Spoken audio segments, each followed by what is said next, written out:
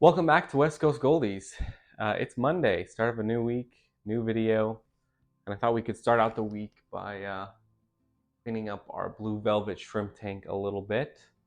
It's getting a little algae growth on the glass.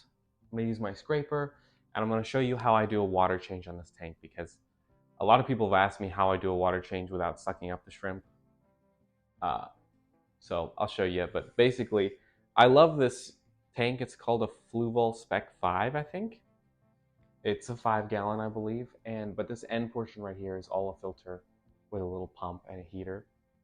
And I really like, I can actually put the siphon down in there, and I siphon the water out and put new water in through the filter area, so no shrimp are at risk of getting sucked up and taken away. So we'll probably scrape first. I might top it off and then do a water change. I'll show you how I do it. I just use a bucket because it's so small. I'll probably only change I might change a quarter to half the water.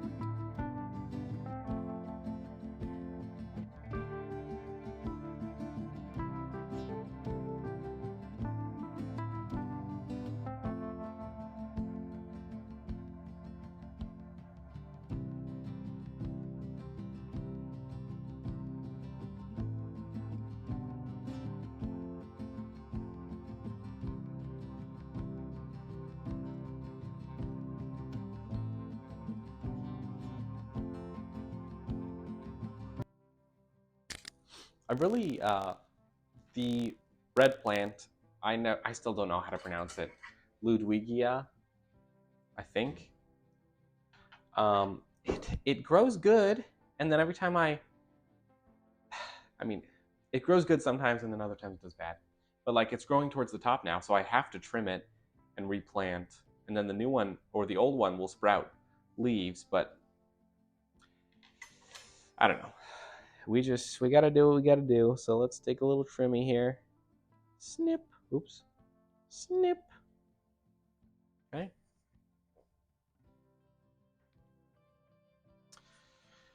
Okay, so I have my little Higer aquarium, like a mini siphon. I like using this. And I have a bucket down there just out of view. I'll just put one in the bucket, and like I said, I only take about half the water out to a third. And now it's running. Sometimes I'll just, if I remember to, once a week, I'll take a big cup and fill it with water, pour it out, fill the cup back up, and pour it back in. I actually prefer doing that if I remember to do it once a week. But if not, then once a month, maybe I'll change out half the water in here. And the shrimp have been doing really great with that. I mean, the population has tripled in the last 2 months, so it's pretty cool to see. I'm also it's gonna be easier to replant that plant if the water's a little lower.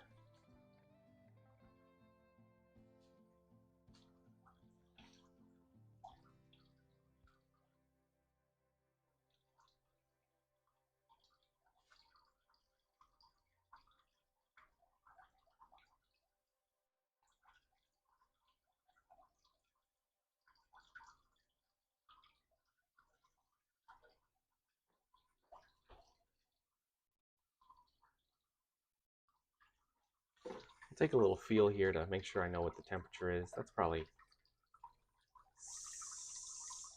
70 degrees.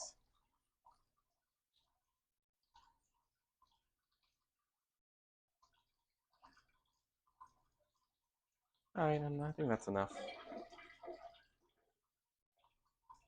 Okay. And thankfully, my regular siphon I fill up tanks with in the office reaches out here. So I'll run and grab that to fill this back up. Okay, so I have it pinned on here with one of my aquascaping tools. We're gonna run and turn it on, grab our water conditioner. Okay, that is working. Do a little tiny bit of water conditioner. The dosing for this water conditioner is pretty concentrated. Don't need much at all. And I'm also still trying out Green Water Labs algae control.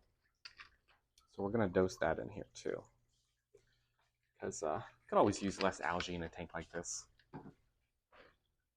I gotta time this right so I don't overflow this tank, because it fills quick. A little further. I'm gonna shut that off.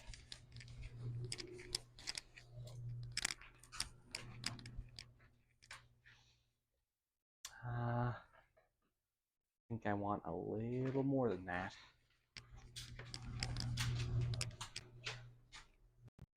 That's probably good enough. Oh man, I forgot to plant that when the water level was down. I'm gonna have to shove my hand in there now to do it. I'm not super good with aquascaping, planting plants yet. It's not something I have a lot of experience with. Not good with these tools. Come on. Come on. I really want this to be like a forest of this Ludwigia eventually. So I'm hoping if I let it grow and replant it enough times. There we go. That's not going anywhere. Only lost one leaf. Okay. I think that's it. Put this back together now. Get a close look at this. Our population of blue velvet shrimp is really doing very well. I started this tank maybe 3 months ago with uh, about 8 or 9 shrimp, blue velvet shrimp, from eBay, and they have definitely doubled or tripled. So it's pretty cool to see. One of the reasons I love this Fluval Spec 5 is, like I said, the filter over here, and I love that it makes a good area to put some pothos with the roots in, and the roots actually start growing into the sponge, and they seem to have done really, really well. Get some nitrates out of the water, but the only thing is it's kind of a pain with the lid. You have to kind of do it at the same time, the lid and the plants. But, it's not bad. And that is good. Sweet. Okay. Put all our tools back. And we're good to go. That's pretty much all the maintenance I do on this shrimp tank. It's very, very easy.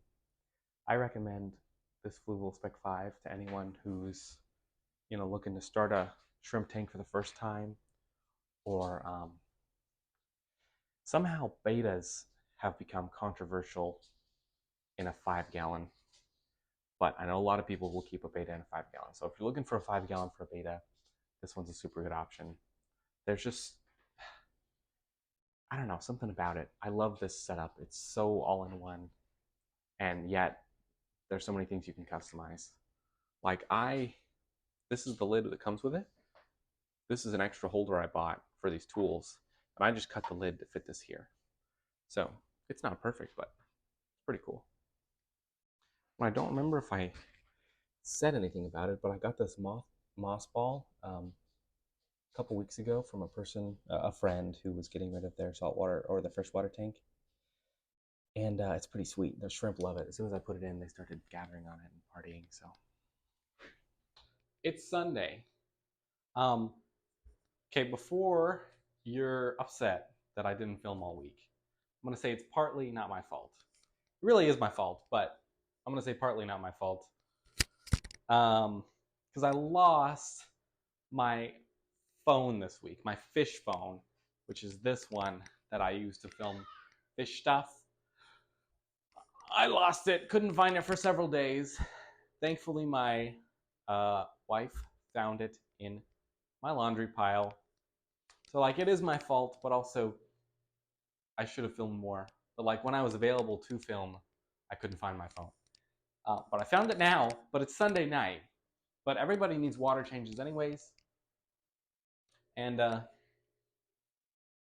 everybody needs water changes. There's a couple things to talk about, a couple things to prepare for. Well, I may as well just say, there's a chance it'll snow next week. So I need to prepare just a couple things. There's not much to prepare.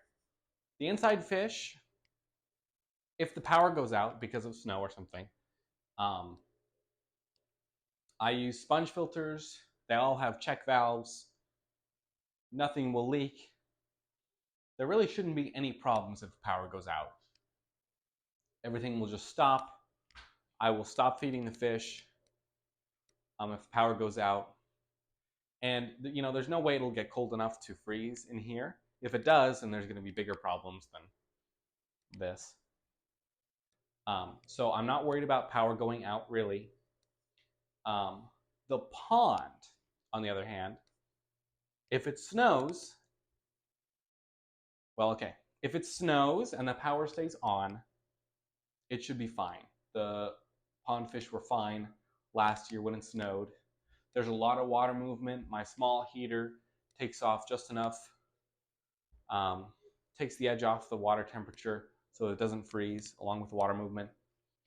If the power goes out, I just need to make sure that the pond doesn't freeze over so the fish still have oxygen. So I actually have a rechargeable air pump that I can put an air stone on and just drop into the pond to make sure it doesn't freeze and the fish still get oxygen. And they'll go into, hibernation, torpor, and be fine. But I have to actually charge that rechargeable air pump. So I need to plug that in, do my water changes, and that should be pretty much it to prepare for. There's nothing much to go wrong. if the power goes out or if it snows. So we'll get started. I figure I might just have a bunch of time lapses here of each tank as I'm doing the water changes. I enjoy time lapses, and gotta do what I gotta do. Got work to do, don't have time to talk, so.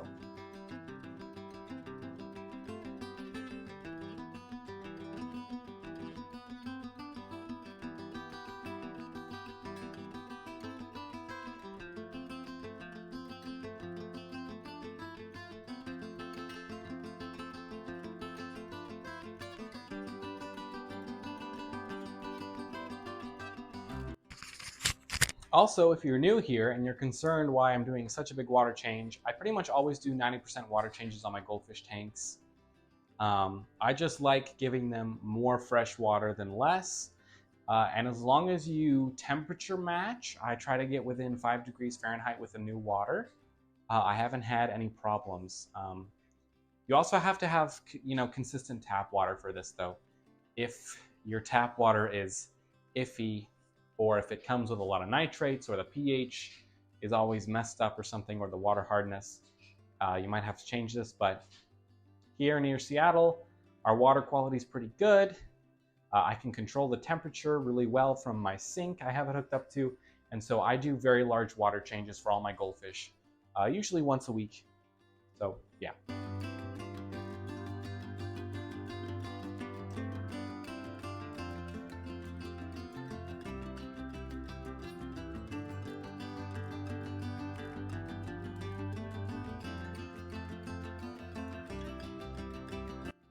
I found my rechargeable air pump.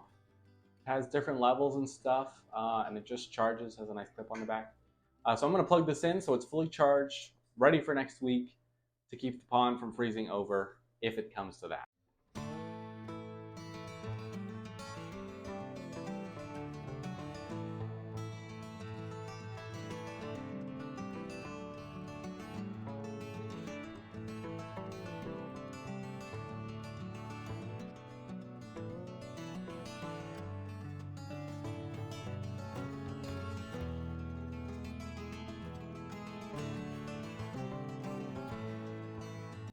Something I like about keeping goldfish is, that the temperature doesn't have to be a perfect match, usually. And so for me, I'm sure it could take someone a little getting used to. But for me, if I touch the water before I fill it up, as it starts to fill and I continue to touch the water, like I can tell if it's gotten warmer or gotten colder. And usually just by feel, you can get within the 5 degrees that you want, so that it's not too much of a temperature swing. It might take a little practice, but it's really not hard, because you can a 5 degree difference. You might think you couldn't feel that with your fingers, but you definitely can. Trust me. Trust yourself. You can do it.